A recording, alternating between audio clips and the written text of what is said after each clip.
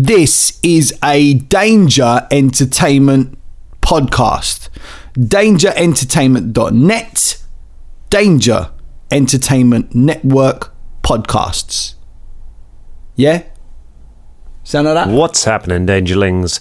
It's your Dungeon Master, Dan Thompson here. I just want to give a few thank yous before we get this show on the road. All of the people who've been messaging us recently, we've had a flood of emails and messages through all the different social medias lately. People like Russell, who left us an amazing 5-star review on iTunes. Thank you, Russell. Thank you, everyone else who's been doing that. You know how much that helps our show. It helps people find our show. People like Gary from New York, who emailed us to let us know that he got the Goblins episode a week and a half ago, and since then has listened to every single episode of the Danger Club podcast. Gary, you are a machine. Well done, sir. And people like Levi as well. Levi sent us an amazing message to let us know they've been in hospital and have been listening to the Danger Club, and it's just been keeping them laughing and keeping them smiling during that time. I remember when I was ill a couple of years ago and I was laid up for a while, and I listened to a lot of podcasts and a lot of music to really get me through that time, and I know how much those podcasts meant to me. So if you're considering our show in that same category of stuff that keeps you going, picks you up when you don't feel like it, that's a tremendous honor. So thank you for saying that, and we promise that we're going to keep having stupid, ridiculous adventures, and hopefully they keep you smiling. So Levi, from me, from Fulton, from Velda, from Caragor One Fang, who's never lost fight to man, beast, nor skeleton. Did lose a fight to a lady one time, but she was dead, so it don't count. Kia Kara Bonhara, Shaka Bonhaka. Thank you, Levi, and keep up with your art. I especially love the one with the fangs. I'm from MZ, son of Bemz and Gemz, Skulk Slayer, Decapitator of Dragons, Spine Severer, some other titles. And Shania. This one's for you. Enjoy the show.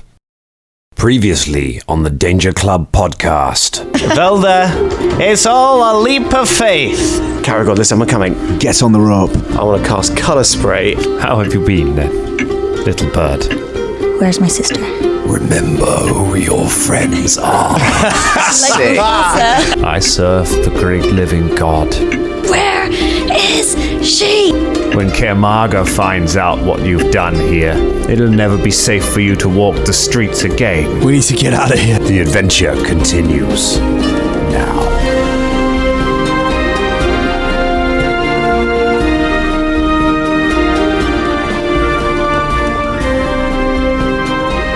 Everyone sounds so good today. Yeah, we do. Ah, yeah. So because I set it up. Oh, Dan, I've got a present for you. You got a present? Yeah, can we pass this down to Dan? I worked going? at McLaren the other heavy. day. I worked at McLaren the other day, and they were giving these away to a very select few people. You are kidding And me. so I grabbed one for you. What is It's a McLaren. Open it up. I mean, you've probably already got one, but you haven't got this one. This is amazing. This is incredibly exciting. Yeah, right? It's terrible radio, but it's great. But I'm doing it anyway because, my goodness, this is exciting. Got a present for you. It is a McLaren coffee cup. Now, just put that on the desk. Yeah. It sticks. What? And then you kind of slide it and it comes off. It's like McLaren innovation. It's amazing. You got me a sticky cup. Yeah, bro. Formula One cup.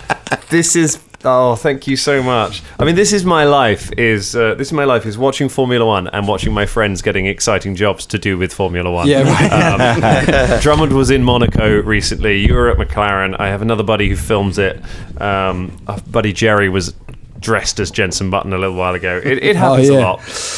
If it helps, Dan, the stuff that happened over there, we will never speak of. It was horrendous. Yeah, I heard. It was so horrendous. Yeah. People left. They went home. The morale was low, and we saw no racing. Oh, Really? No. Not a single nothing at all. All we saw were rich people wandering around spending €50 on drinks. Each drink, like a shot, was €50. Sounds sanity. You did see racing. You watched two of the races. You saw two of the performers race back on a plane straight back to London. Did see that? Yeah, that race. We saw that race. The race to get home. Yeah. Big up Monte Carlo, by all accounts. an awful place. Hello, everyone. Welcome to the Danger Club podcast. Hey!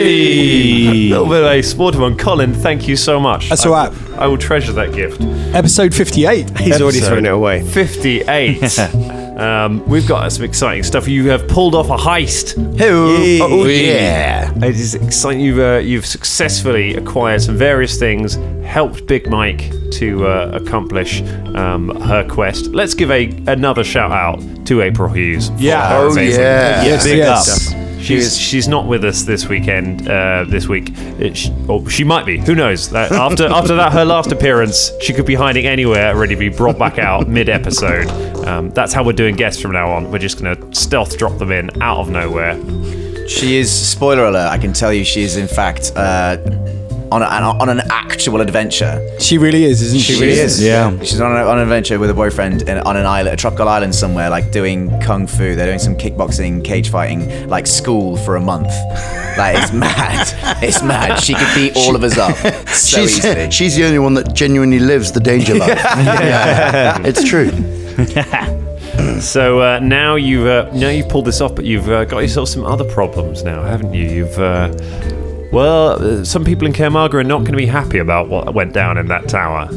How are we feeling about our chances? I think we should just get out of Dodge. To be honest, as quick as we can. Yeah, we just got to go. What's the plan now? What's the thinking? Get weapons. Run away. Get weapons. Get out of here. Yeah. What about our friends that we left with the dwarves? Yeah, I know. Ica and Travis, What do that's we a bit do? of a heavy one, isn't it? To leave them there, but Can't they just get a boat and I mean, go back to Just go back to the Nelson? carnival. Jeez. Actually go and join the Leave. circus. Yeah. Just they were join the gonna. circus. Is that what we're going to do? We're going to go and go, just go, guys. Can you just go? You're a weight around our necks at this point. You can just leave. But I think, to be honest, I think we're way around their necks. I mean, we are seriously wanted now by everybody. In it, we just need to go. Don't get anywhere near us. We're a way around. In fact, we shouldn't go and see them. no, Mind you, we did say to Be the more Gearite, dangerous. we said to the Gearite brothers, we said, keep them here until we get back. And so we could come back in like 10 years. We waited for you. All for that. Just keep them somewhere safe and out the way and non-contestable, and then we'll just go pick them up. We're like the shop in Pokemon, where you could just leave your Pokemon for a while and it would level up by itself and wouldn't get attacked by anything. Yeah, it's so sick. I've got a plan. Oh yeah, go on then. Do you want me to do that thing where I talk about it first and then we can rip it apart? Or do you want me to do that thing where I reveal it slowly, dramatically, in character, in the actual episode, so we can, in character, rip it apart then? that's a tough choice. That is a tough choice. It is a tough choice, but maybe in character ripping apart would be more fun. Either listeners. Okay. Either way, I'm pretty sure any plan that I come up with just generally get ripped apart. It's generally what happens. So we literally just we're in some water now, aren't we? I mean, we're literally in deep We're water. literally in water. Yeah. Metaphorically and literally in deep water. Oh, nice. Did you see what I did there? I did. That was really good. Nice. I've been thinking about that for weeks. Yeah, I can tell. Your eyes, his eyes are lit up, Dangerlings. His eyes are gleaming. I'm like, yes, I can leave now. See you later. So how about we jump into this water and we find out what is going on with this. Splash. Before we do that, Ross, Fulton Battlestone, I have here in my hand a fumble card that says all or nothing. You take a -1 penalty on attack rolls until you score a critical hit, which I am going to throw away. Yay! This is the first adventure where you do not have that fumble card. Yes. For the listeners, he actually did throw it away. I have no idea where that's gone. It's I think it disappeared. went in my laundry, so it's never coming back. That's gone forever now. It's in his pants. We were talking about signing it and giving it away as a giveaway, but not now. It's the floor now. It's become one with James's room now. Let's have an adventure. Yay! MZ. Yeah. M to the Zizzle. M to the ZZ. Emilio Zestevez. Wow. So, you open your eyes. Uh-huh. The first thing that you become aware of is that you are lying on the ground. You're lying on bare earth, and it is very cold around you. There's a tremendous ringing in your ears, and you can hear a faint rumble of thunder somewhere far, far away. As you open your eyes and look up, you see that there are fires dotted around on the earth nearby, and yet the earth underneath you is ice cold, which is what's cooler than being cool. Looking up, you can see the sky is thick with grey clouds, and as you stare around, you see the bodies of half a dozen people strewn around the ground around you. Over each one stands a figure identical to the body that's lying beneath it. However, they're comprised of mist. And as you look at the mist, you can see that the mist is starting to drift away slightly. As you look around, you realise that you're standing in a crater many feet across, and as are the other bodies dotted around there. You're about to call out to them when something occurs to you, and you look down. Your own broken body lies at your feet. It's blooded and burned. Eyes are open, staring out into space. As you look around, you realise that you're at the very centre of the crater, but you can't work out why. A voice somewhere calls out your name. It's familiar, but you can't remember who it is. Looking around, you see the other figures have begun walking towards a glowing circle at the edge of the crater.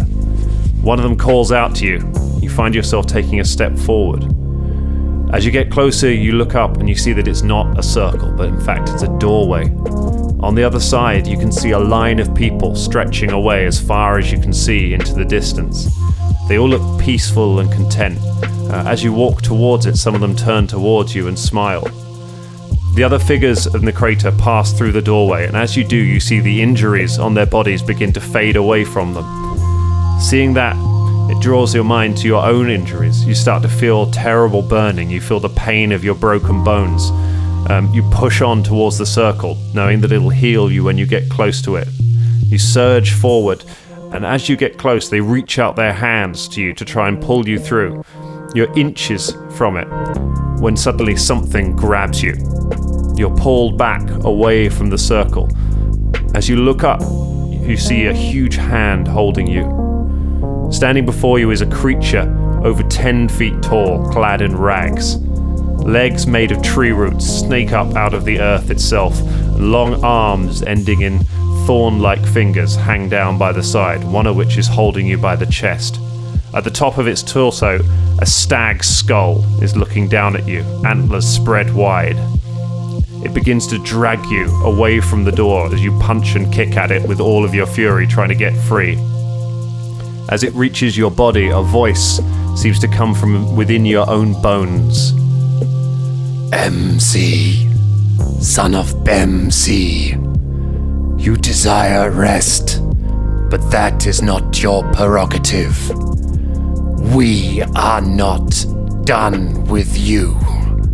As you hear this, the creature shoves you back into your body with so much force that you crash through the earth itself. A cold envelops you, and suddenly there's a shock of water as you feel yourself splash into something cold all around you. You see the light above you and thrash through the water to try and get to it, and a moment later break the surface of the water. You're in Kaer Maga, in a lake at the center of Kaer Maga. The thing you've just experienced feels like it was long ago, or maybe it's in the future. You can't quite tell. As your senses begin to come back to you, you become aware of your companions splashing in the water around you as they hit the water as well. I would like everybody to make a swim check, please. Thought that was coming.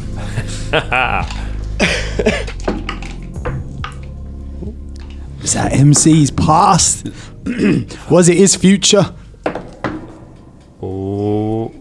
And what was his swim check like? I mean, I don't want to spoil the moment, but it's going to really suck if you just drown now. Yeah. That'll be the next DMQs. What was that all about with MZ?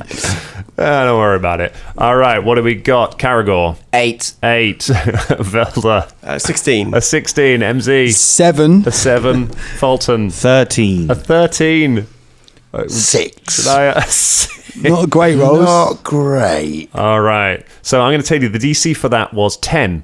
So those of you who got over 10, which is Velda, you wouldn't think the most athletic person, but after his jumping, maybe. I'm actually pretty good at athletics. Yeah, he's pretty. Yeah. And the fully armoured Fulton Battlestone holding a 7 head.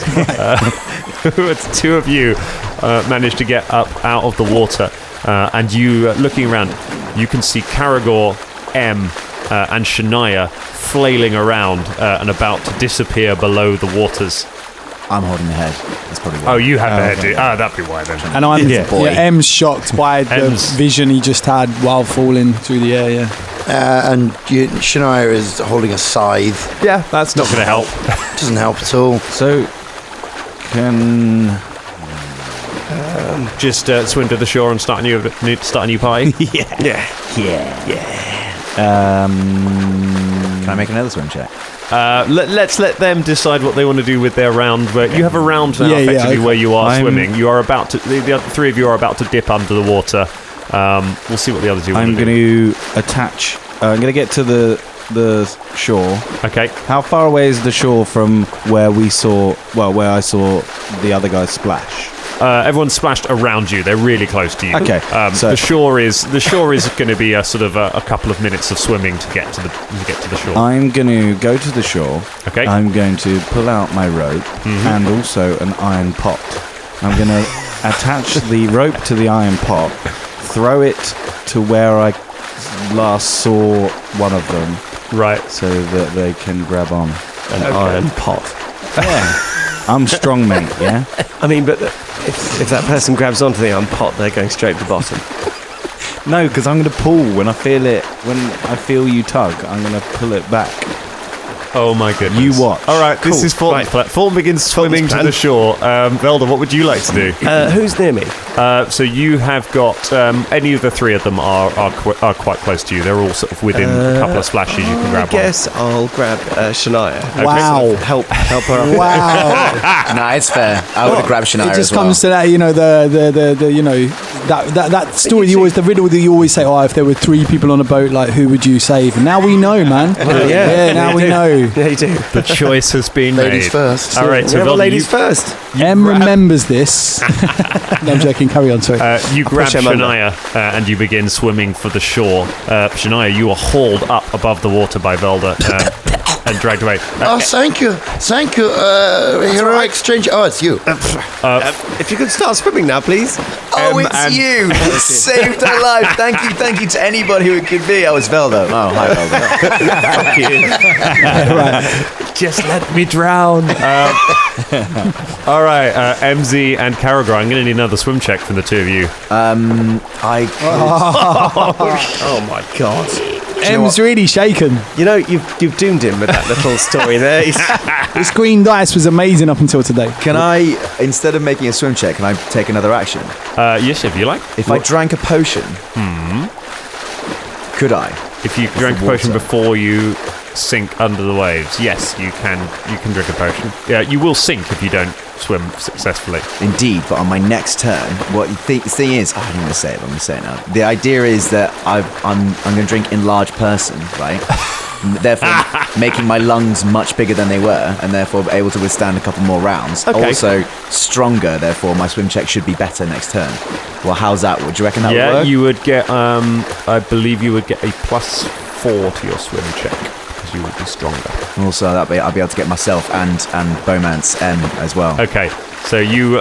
would it be a move action to go towards M? You would, but you have to make the successful swim check to swim towards him. Okay, so to do anything. I chug the potion as my standard action, and then I will move, which I will now make my swim check for. Okay. A Dangerling's my roll was a natural 1, by the way. Just so. Shit. Caragor drinks his potion and gets Caramore under the waves, all big and stuff. That's a total of 23 to the swim check. 23. So I'm like Godzilla coming out the fucking waves. M disappears under the waves. Caragor drinks a potion and then disappears, and the last thing we see is his hand disappearing, growing bigger as it does. Fulton, you reach the shore and get your backpack out and start unpacking things from it and start tying a knot onto a pot. A fisherman who is sitting by the shore with a pipe in his mouth sort of turns and looks at you confused. A couple of moments later, a wizard dragging a drow starts swimming to the shore. And a couple of moments after that, the water is broken by an enormous half-orc, twice the size of a man, striding out of the water, holding MZ's body in his hands. I want to point out that all of you are also currently dressed in Under the Sea themed party gear. I know. Yes! So sick. Yes, so literally the attack of a massive underwater, like the thing from the lagoon, the thing from the Black Lagoon, you know what I mean? Yeah. Caragor leans back his head and goes, lets out a little laser blast. The pipe just drops from the fisherman's mouth as he stands and watches you all wade up the beach and sort of collapse onto the grass by the side of the lake. It is quite late at night because you went to the party in the evening and escaped sort of in the evening. So it is getting into nighttime now. So to give you an idea, the streets are not crazy busy. This part of Kaer Maga, where the lake is, the very centre, is where I believe you've been there once. It's where Down Market is. So it's where the slave markets and things like that normally are. However, they are closed at the moment because it is evening time. So there aren't many people about right now. And you all kind of collapse onto the grass together. What would you like to do? Thank goodness for the darkness. Sometimes she is our friend, no? Thank you, Caragor. I don't know what come over me there. I've got you, Caramore. Yeah, Caramore. Sorry, yeah, I know you like to be called that when you were big. Yeah, yeah, I am big. Yeah, big man. Should we attack Tokyo? No. Kaer Maga. What's happened to your voice? I am bigger now, so my vocal cords have gotten proportionately larger. This will affect the air traveling down my throat. Also, this affects your accent, yeah? Yes. I have thought the science of this through. Brain is also bigger. You had a different accent, though. What? You sound a bit different. Yes. Like your accent sounds. I am in my second form now. Just out of interest, are we going with the Marvel view that if you get bigger, your clothes get bigger? Yeah. Otherwise, this whole site is somewhat offset by you being stark bollock naked. Yeah. All your stuff was like spandex, wasn't it? Do you know what I mean? I think they generally say that magically your stuff gets bigger. According to the rules, James, all equipment worn or carried by a creature is similarly enlarged by the spell. Oh, isn't that fortunate? Nice. It's almost like they thought that. It's almost like I knew that before I took the spell, James. So that's not the first time we used it now, is it, Scott? So I knew that as well. You read the spells? Excuse me. I know, yeah, I read the spells. Good, yeah. Excuse me, Mr. Fisherman. What? Am I drunk? Aye. Probably. I don't know. Do you drink? Yes. Sometimes. I didn't think I drank this much. Well, why is it the best time to fish now? Apparently. He sort of gestures to the legion of fish people that have just come out. Did you see any trout down there? No. Oh. Have you ever tried pot fishing? What's pot fishing? Well, you attach a pot to a rope and you throw it in, and then you try and catch fish. Catch a lot of fish doing that, do you? Aye. He's lying.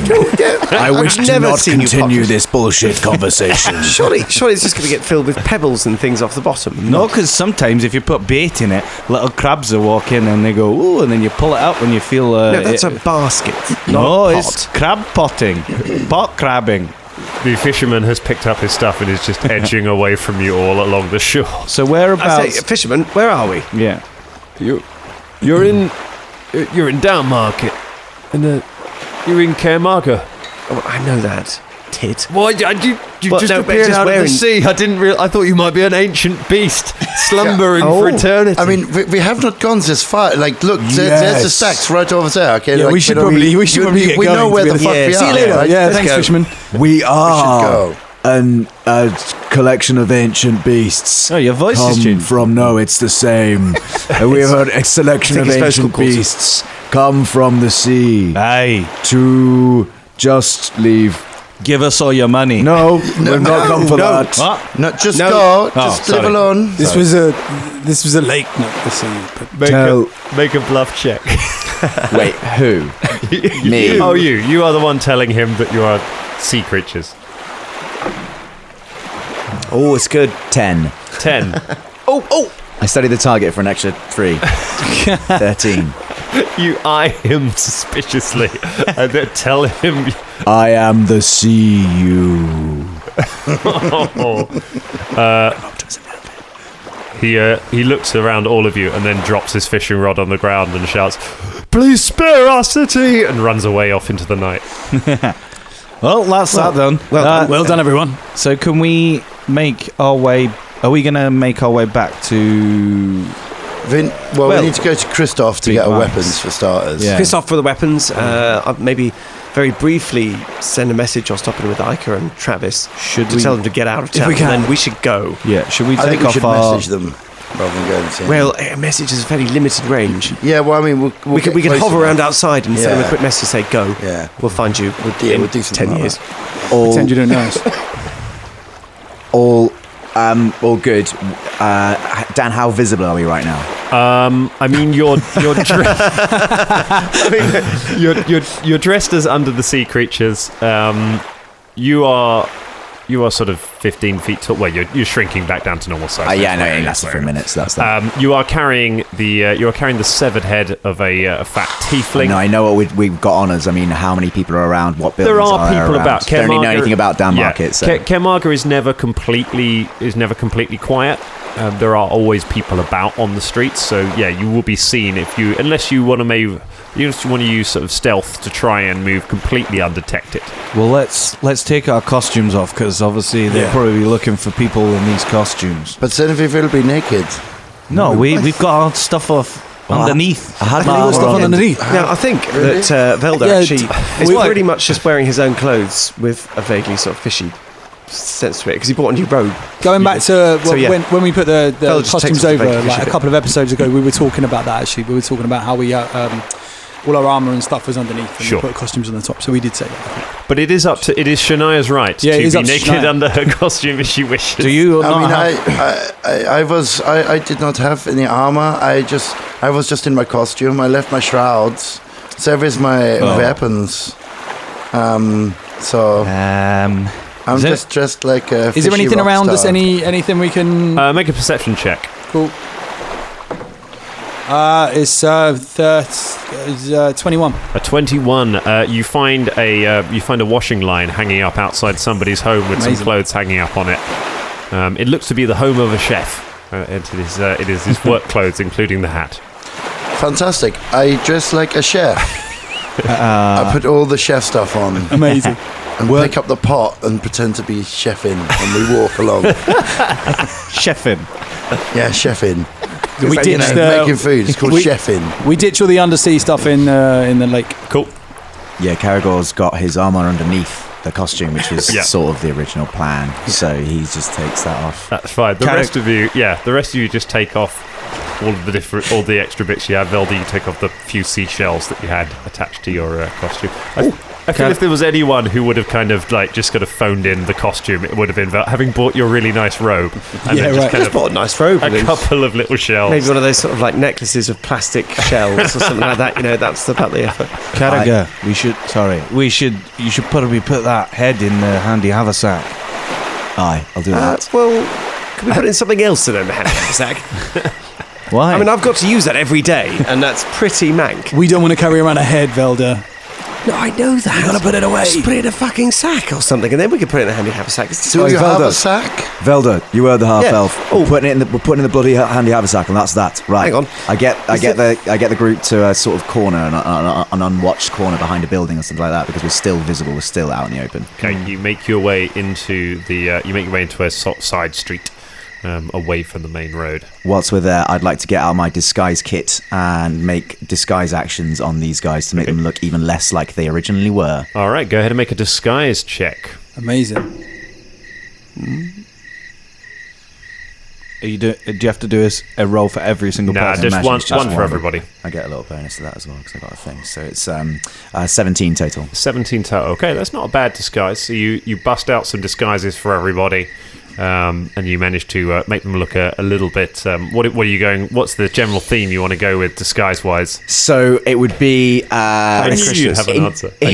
Inconspicuous, but also bland. So things that people don't really want to hang out with, but also are commonplace all over the place. So sort of like chuggers. There's some of us that are like sort of, chuggers, and then there's some of us that are like finance workers. Yeah, like businessmen, like city blokes, A couple of us are businessmen. I'm going to be a chef because you're dressed as a chef. Are you? Is that? I'm going to use my chameleon scales as well.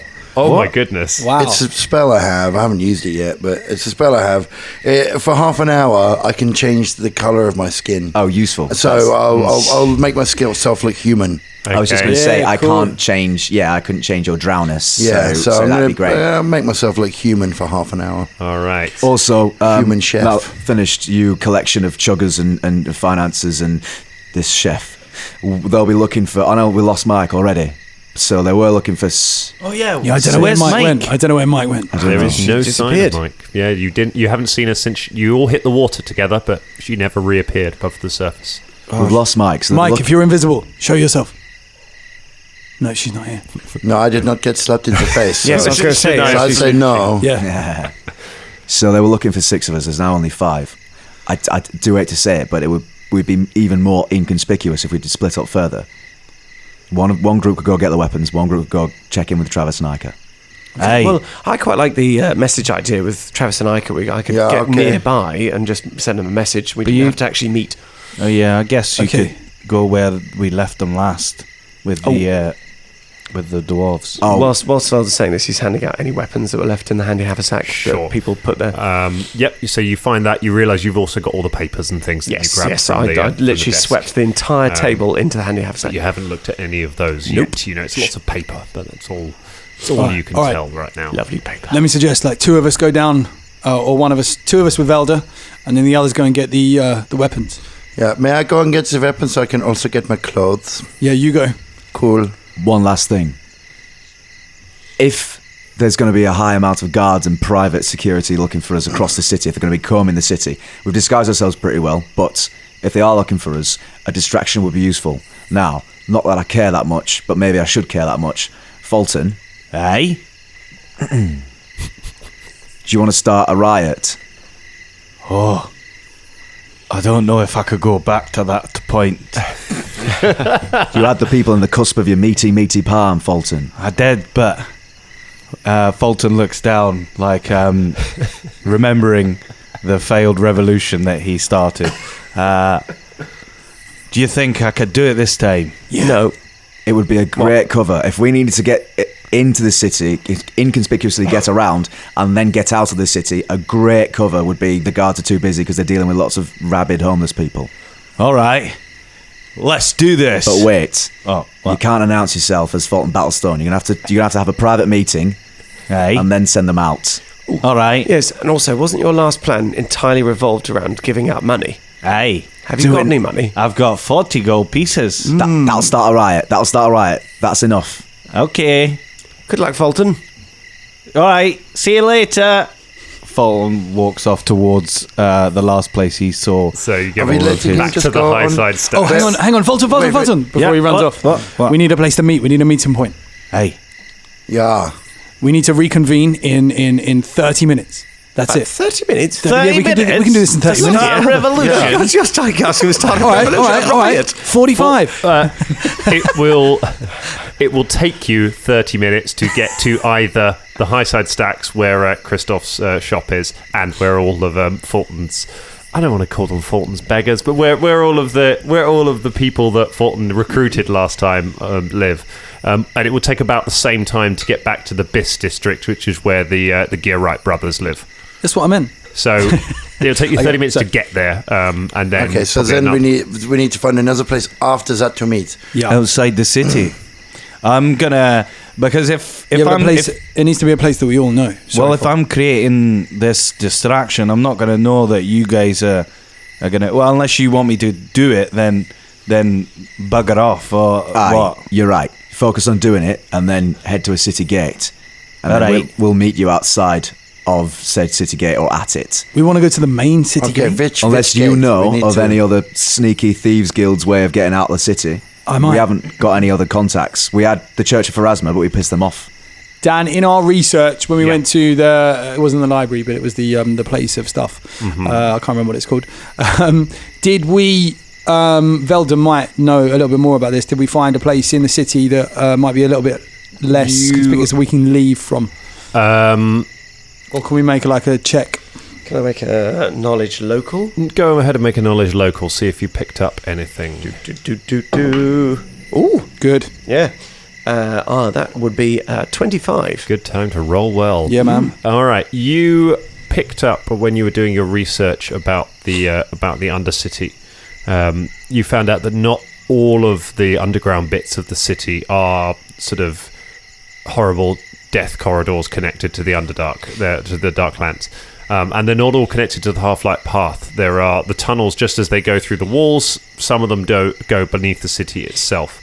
And it's known that there is you found reports of a suspected smuggling route beneath the Biss district that goes through. There's a rubbish yard, like a junk yard, where all of the refuse from the golem manufacturing ends up. It is suspected that is used for smuggling. You read that in some of the reports while you were there, but you don't know for sure. But you have a vague idea of where it is. You'd need to ask somebody who might have first-hand knowledge to really know where the entrance is. So we've got this. Maybe that's good knowledge. Bloody hell! Yeah, you sat on that for a while. Well, we didn't need it. I'm reading books. So should we meet at this junkyard? Well, yes. Whoever's going to Christoph, asks him if he knows where this entrance is, because he might know. I know it's in the junkyard somewhere, but it could be huge, this junkyard. Okay, I will try to get more accurate directions to go to the escape route. Who's going where? I presume MZ, Caragor and Shania are going together? Do we all know how... Sorry, I think out of character. Do we all know how to get to the junkyard? Did you say that? No, you don't know. We're going to try and get directions from Christoph when we get there. Okay, so you're going to ask... We know that there's something there. We're going to ask him about it when we get there. Ask Christoph directions to the junkyard to get us out of town. And the people who aren't going to Christoph are going where else? Iker and Travis with the Gearite brothers. They also might know.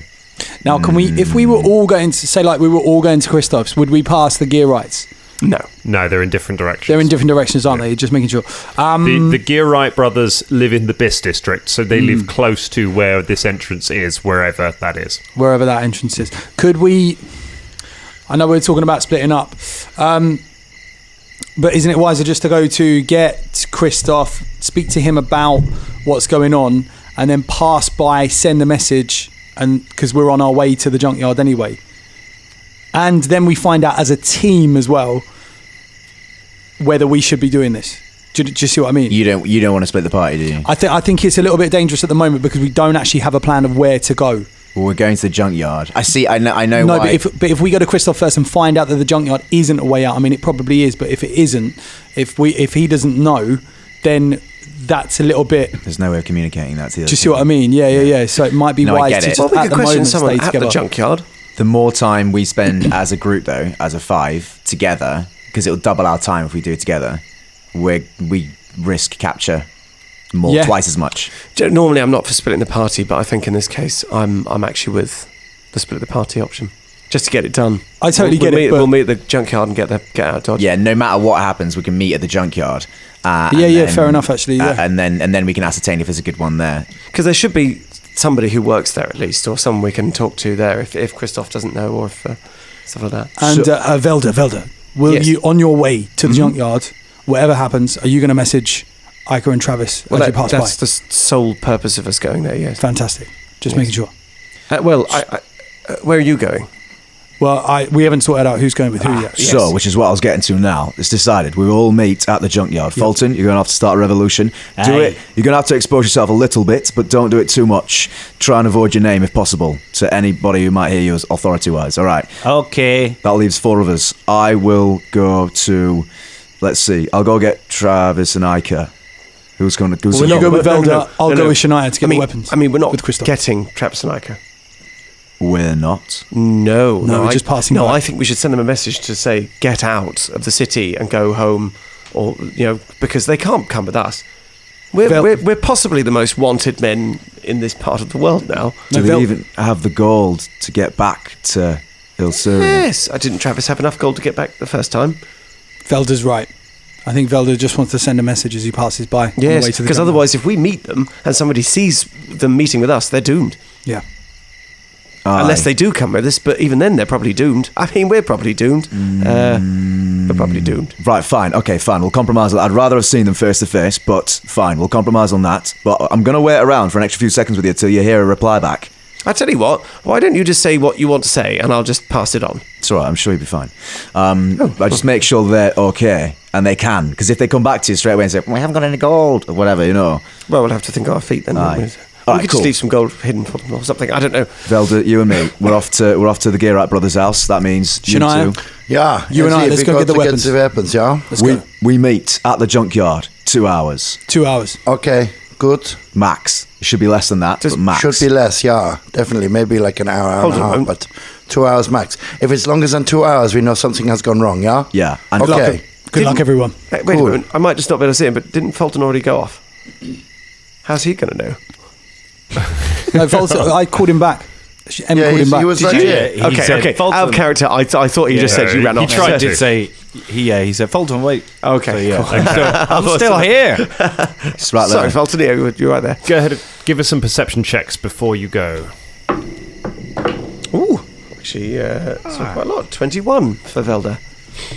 I haven't rolled above 12 this game so far. Saving it.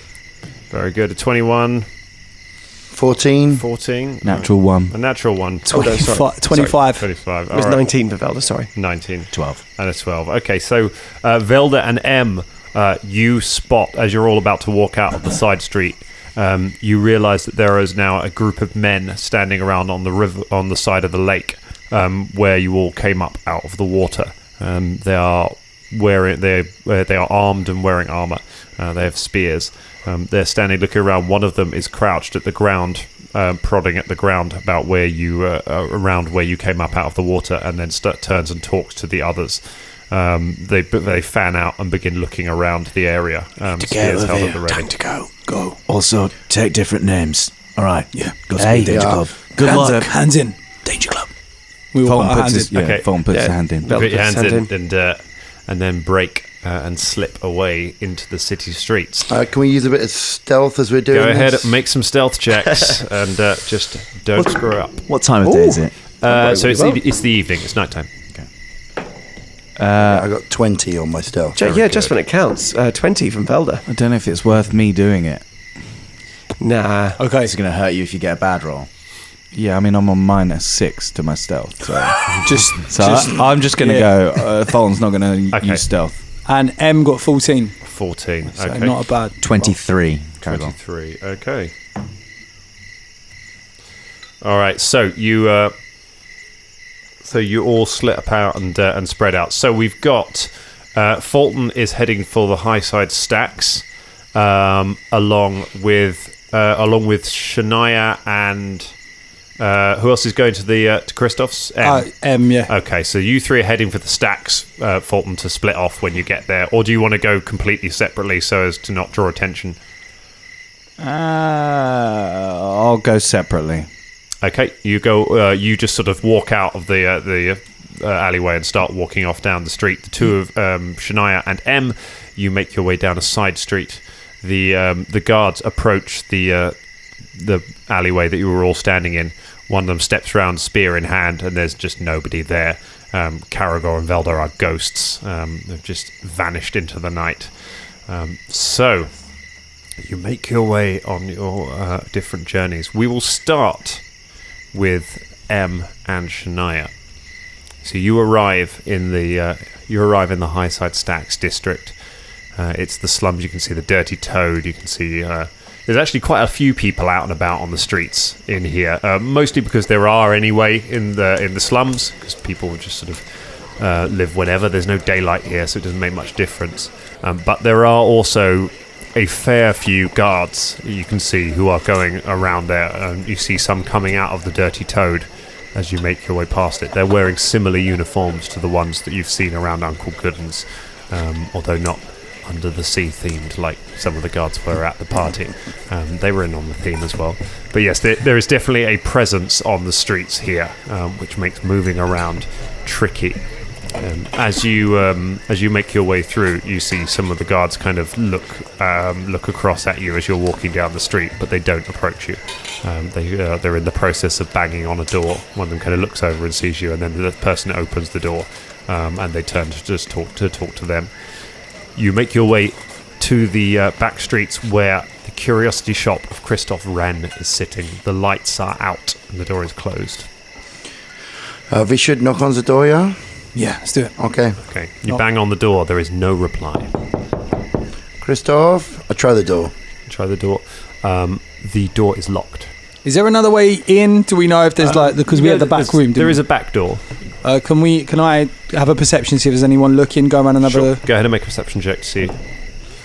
Yeah, it's good. It's like 29. A 29. You don't... you look across the road and you see a curtain twitch on one of the in one of the houses across the road, but you don't see anything else from it, and you hear movement inside the house. You have a feeling that there is at least one person inside the curiosity shop. Okay, Shania. Yeah. There's definitely someone inside.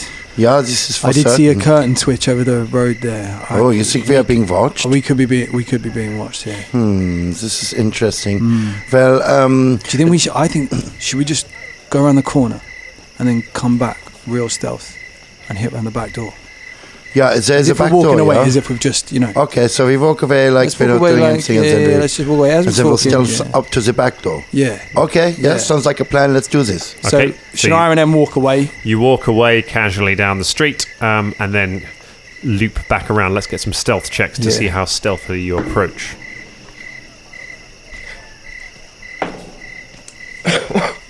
20. 10. 20 and a 10. Okay.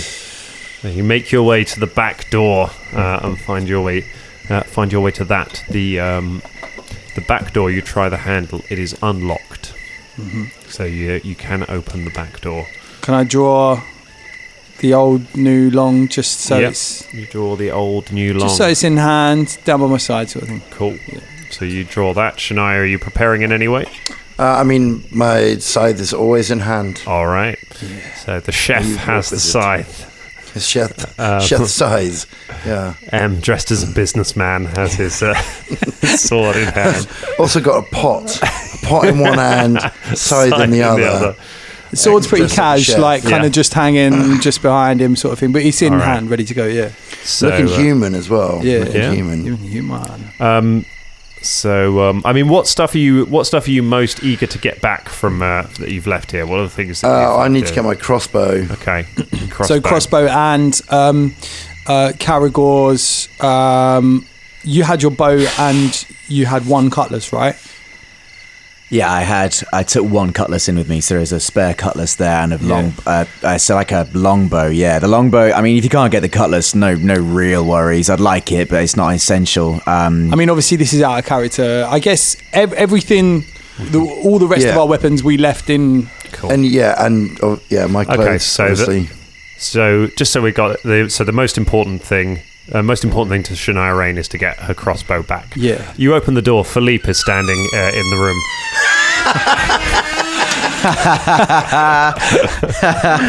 Fuck you! God damn it, man! Had you forgotten about your? All right, fine. Yeah, I'd forgotten about my bodyguard. If we just left the city and just left Philippe just sat there.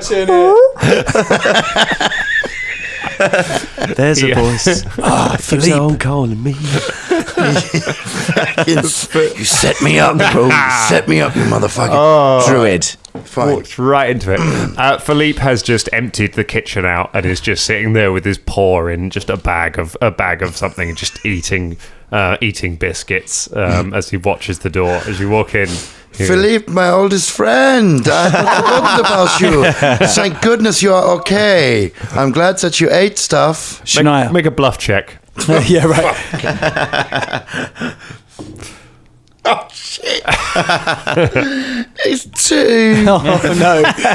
Philippe looks at you, looks across at the crossbow leaning against the wall, looks back and then just spits some biscuits onto the floor, picks up the crossbow and hands it to you. He's going to be the campaign villain, isn't he? I mean, that's it.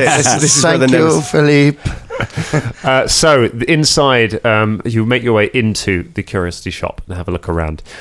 The shop appears to have been cleared out. Knew it. Any items of any value are gone. There's still lots of knickknacks and various bits of crap around. There's quite a lot of stuff in the shop portion of it, which you could certainly search through. The back room, all of the pictures, everything that was on the walls, all the plans, everything has been torn down and is just gone. It's a bare room. There is a table. On the table are all of your weapons and things that you left behind.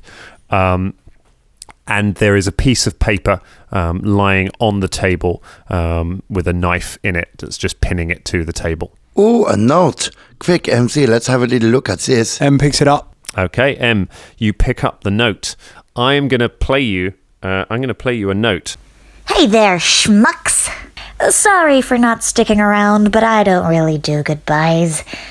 By the time you read this, the old mouse and I will be long gone, and if you know what's good for you, then you'll do the same. As far as everyone in the city knows, we just murdered the kindest man that ever lived. It'll never be safe for you in this part of the world again, and nobody will ever know the truth of what happened up there. Nobody except us.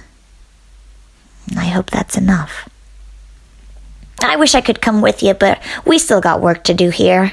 There are questions that need to be answered, and there are debts that need to be paid. Maybe when it's all said and done, we can cross paths again. So thanks for everything, you bunch of pricks. I'm glad I met you. Mikey. P.S. Uncle's men are definitely watching this place by now, so if you want my advice, run. Roll for initiative. Oh. Just before we found that note, I was going to say to Shania, let's just go. Was it worth it? Yeah, Philippe. Oh yeah, it was worth it. Yeah. How could any of us have forgotten? How could we? Yeah, guys, come on. I can't wait for your schmoozy makeup episodes that are going to come. Oh my goodness! Hi, Philippe, my bestest friend. I bought you this lamb chop. Oh, Philippe. To be honest, though, I mean, at least you can store your familiar in your pocket, so you always have it on you. Yeah. Otherwise, you probably would have forgotten. Well, he's always tucked. I did say to Dan a long time ago, he's always just bound around my feet unless I say he's not. Yeah, because I didn't pick a devil monkey for my familiar. I've got a little fox. Jin's more of a beanie baby than a friend, really. I love Jin. All right, M, what you got? 20. A 20. Shania, what you got? 10. Okay. 20 and 10s. How did the guards know about Christoph Wren's shop being a potential base before we committed the crime? Yeah, because we were so subtle and good, weren't we? We were like fish swimming in oil. What? Pretty obvious. We were pretty obvious, mate. I've never heard that phrase I was before. being sarcastic. I've never heard that phrase. Really? Never heard that before. Swimming in oil. Yeah, it's pretty image I've got in my head now as well. That's quite a good one. Famously subtle. But you can imagine oil. like, yeah, fish swimming in oil. What? I've never heard it before. It's an old wizard expression. Yes, it is. Made it up on the spot. How would you know it's not an old wizard expression? You're not a wizard. You said out of character. You didn't roleplay it. Oh my goodness. Tweet us, Dangerlings, if you know that phrase. Hashtag fish swimming in oil. No, but really, they swimming must oil. have. They must have already had some kind of. Like, they must have been sussed on to Mikey or Christoph Wren already to have cased this joint out so quickly. Well, Fight. you hear boots of people running outside. Several people coming towards the building. I hate people. It's the worst. God. It's probably executives and charity muggers. Yeah. There's 3 of us. The 3 of you. You might be all right. Yeah, we have Philippe. But we'll find out in a minute because we're jumping over to the high side stacks, to the Biss district rather. So, Caragor and Velda, you arrive in Biss. This, like the stacks, doesn't get that quiet at daytime. Certainly the ground level where you first enter, where all the forges are, is very busy. And you can see a lot of the Ardok Brotherhood are moving around and shipping carts full of bits and bobs and parts. You make your way to the stairs and are able to get up to the fourth floor, where the Gear Wright Brothers shop is. There are quite a few people around, so it's going to need some stealth checks if you want to stay away from them. Oh, it's not. It's 11. An 11, okay. Caragor? 13. 13, okay. So you are drawing attention to yourselves as you, not like massively, but people are noticing you. You're not. He just walking through going, pop, pop, pop, pop, pop. Just waving arms around. What are you doing, guys? I don't know, blending in. What do column makers do? Some passers-by are like, fish in oil?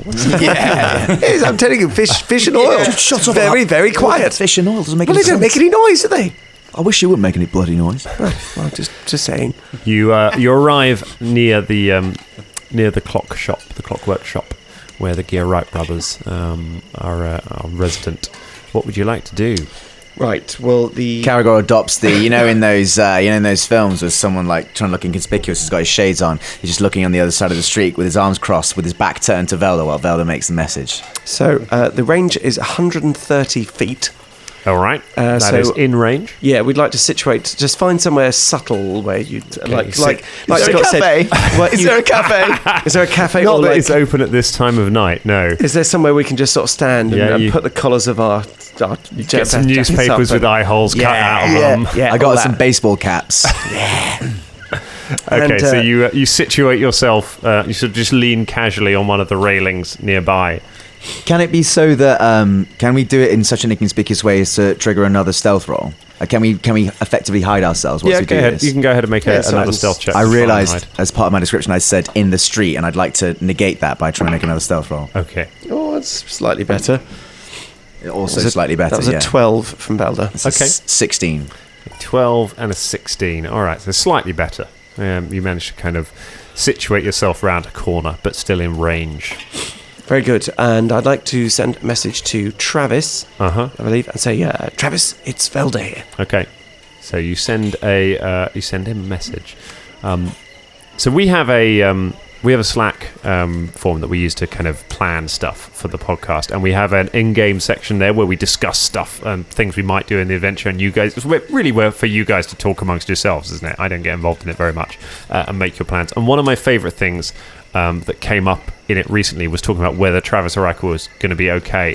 And Scott's reason for thinking they would definitely be okay was that Ica was attacked in a previous episode, and so it would be narratively unsatisfying if she were killed anytime within the next few episodes. So I'm glad you are putting Ica's life in the hands of my writing a coherent narrative. There was that, and also we were doing a stack heist, so it would have been more dangerous to take her with us. That is true. Yeah, it was that. As it turns out, definitely would have been more dangerous. Yeah. Can you imagine? Velda, what's going on? Travis replies. Right, we haven't got much time, Travis, but are you and Ica safe? Yeah. We're in my truck.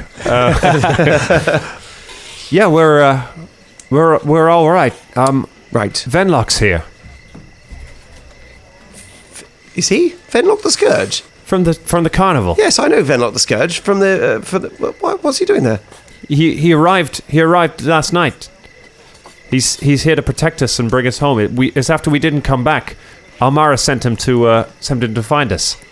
Are you sure it's Venlock the Scourge? I mean, I've known Venlock for years. He looks like that famous actor Idris Elba. Oh, he's very good, that chap. He can play anyone, you know. Very well. Did he say Idris Elba? I'm sure he meant Idris Elvish. I'm sure. How did you even hear that? You've been muttering in your breath about the fish oil thing. Right. Well, in that case, good. You won't be seeing us again for some time. I'm sorry about that, but you need to get out of the city. Hopefully no one should suspect you know us, but if anyone does ask you if you know us, the answer is no. Has something happened? Yes, well, we have to leave the city right now. You might hear a lot of things. Many of them aren't true, but we've got to go, and we don't want to endanger you by hanging around. Wait, Velda.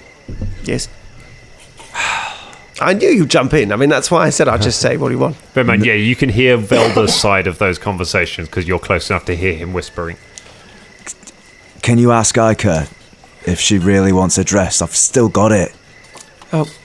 Wait, I'll just leave it here for her so she can pick it up. Right. Caragor's leaving your dress somewhere randomly on the street. We're down an alley. It's a bit sort of grotty. I'll pick it up for Ica. Oh, thank you, Travis.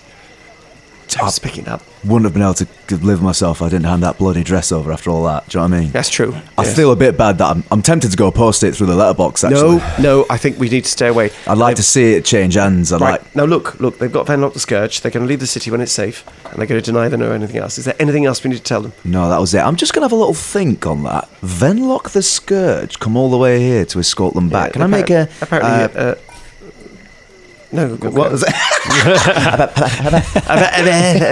Can I make a sense motive based on what I know of Venlock the Scourge and why he would have come all the way out here to get Travis and Ica back?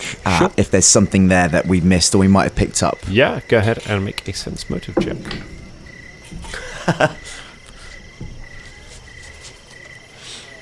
Nine. You got nothing. You don't know.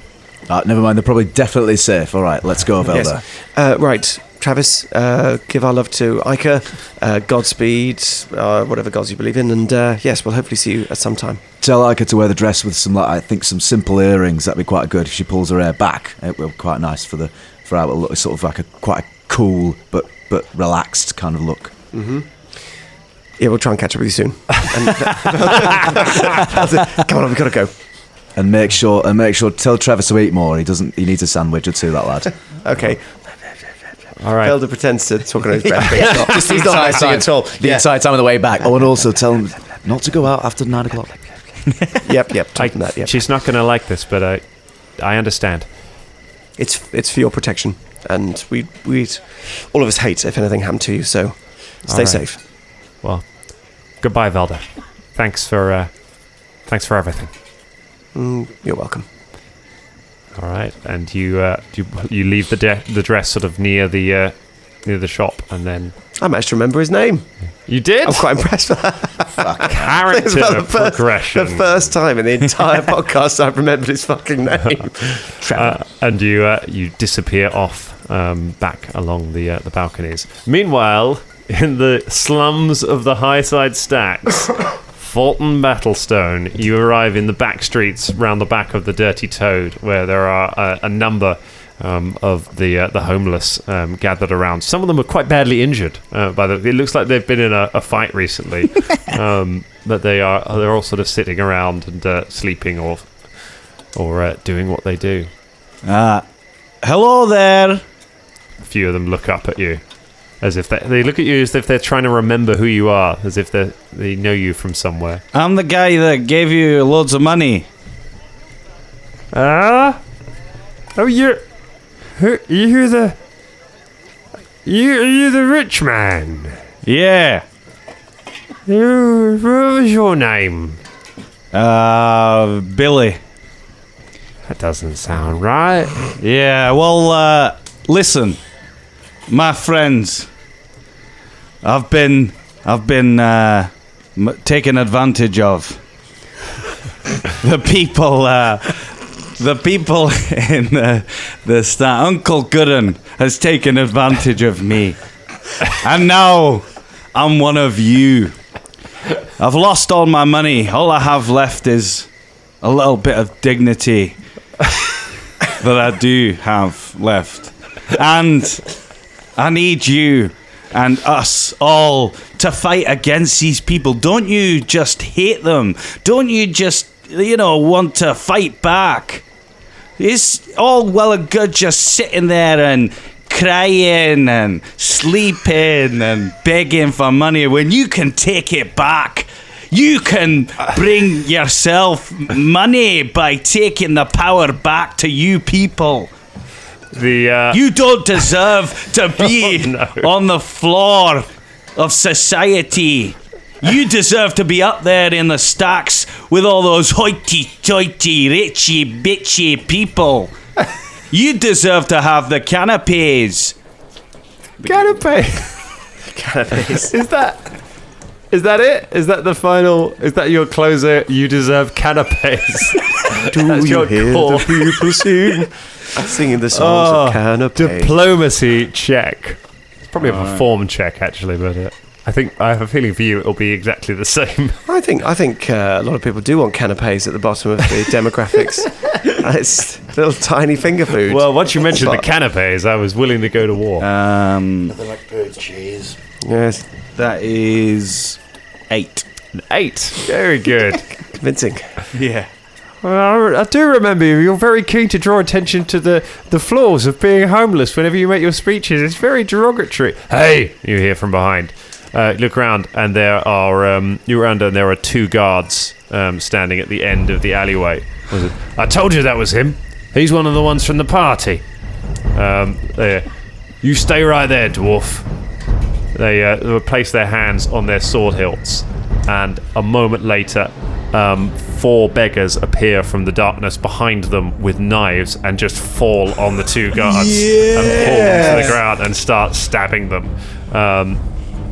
They look up at you. They look up at you with their knives slick with blood. As they do, another figure walks out of the darkness behind them. It is an old woman. She is wearing a long cloak made of rats that have been sewn together, and she's wearing a crown on top of her head made of battered bits of jagged metal. She says, "Oh, we remember you, Fulton Battlestone. Throwing your money around, starting a war. The trouble is, there's a new rich woman in Kaer Maga now." That's where we leave it for tonight.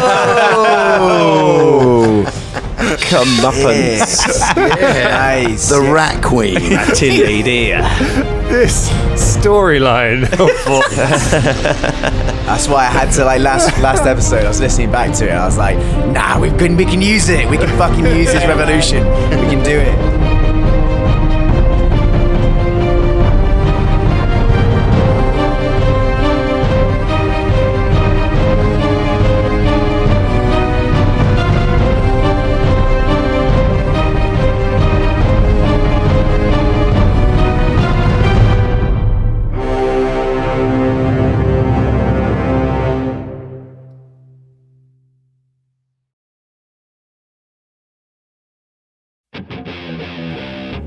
And welcome to the Pittsburgh Nerd Podcast. I'm Sean. And I'm Ian.